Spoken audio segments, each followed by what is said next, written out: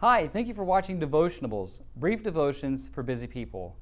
Today we'll finish our little three-part devotion on Psalm 23. If you missed one of the first two, you should go back and check those out, and today we'll land the plane in Psalm 23, one of the most beautiful passages of Scripture in the entire Bible, well known. Almost everybody knows Psalm 23.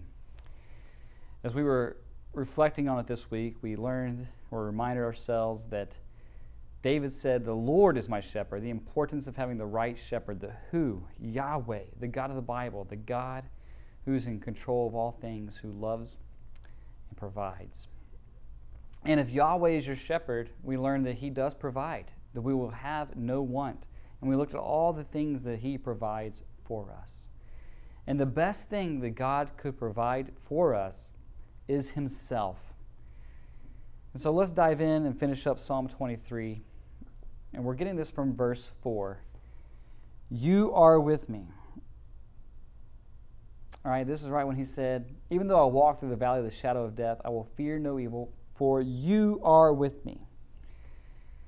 The psalm is bracketed by the beginning and end. We see Yahweh, right? These references to God. The Lord is my shepherd. I will dwell in the house of the Lord forever. And right here in the center, you are with me. The presence of God. That is the greatest thing God could provide for us. He provides so many things for us. But let's think about this question for a second. If you could have everything in the world except God, right? So you could have everything that God, we said that He did provide for us. If you could have all those things, and yet you didn't have God, would you be happy? It's a great question for us to evaluate our hearts and evaluate where we are maybe spiritually. There's a story of a child who was reciting Psalm 23, and they start off with, "The Lord is my shepherd. He is all I want." We couldn't say it a better way. When you have God, you have all you need. Everything else, while we do need it, our deepest need is a spiritual need to be reconnected with God. This is because in the beginning, our first father Adam sinned, right? So God had created everything. Everything was perfect, and Adam and Eve enjoyed fellowship, walking with the Lord. And in Genesis 3, there's the recording of the fall of man when Adam and Eve sinned against the Lord by eating of the tree of the knowledge of good and evil, which God had commanded them not to eat. And from that time there came judgment, sin into the world, and there came death, right? Judgment. And the judgment was that they were cast out of the garden. They were cast out from God's presence. But God did not leave mankind alone, right?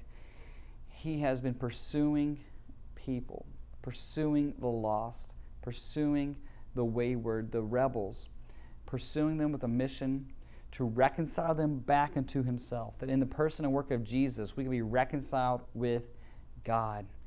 So we go through the whole Bible and we see this thread of the promised one to come. And we finally get to the Gospel of John. And in John 1:14, the Word became flesh and dwelt among us, God with us, right? Emmanuel, God with us.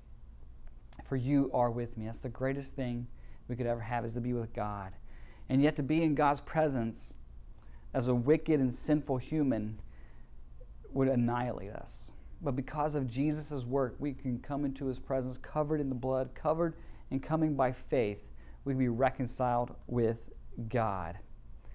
And this has all come to finally this final culmination in the book of Revelation. Revelation 21, probably my very favorite passage of Scripture. And you'll hear me say that, well, this is my favorite. This right here is probably my favorite verse in the entire Bible. Revelation chapter 21, verse 3. Let me read it for us. "And I heard a loud voice from the throne saying, 'Behold, the dwelling place of God is with man. He will dwell with them, and they will be His people, and God Himself will be with them as their God.'"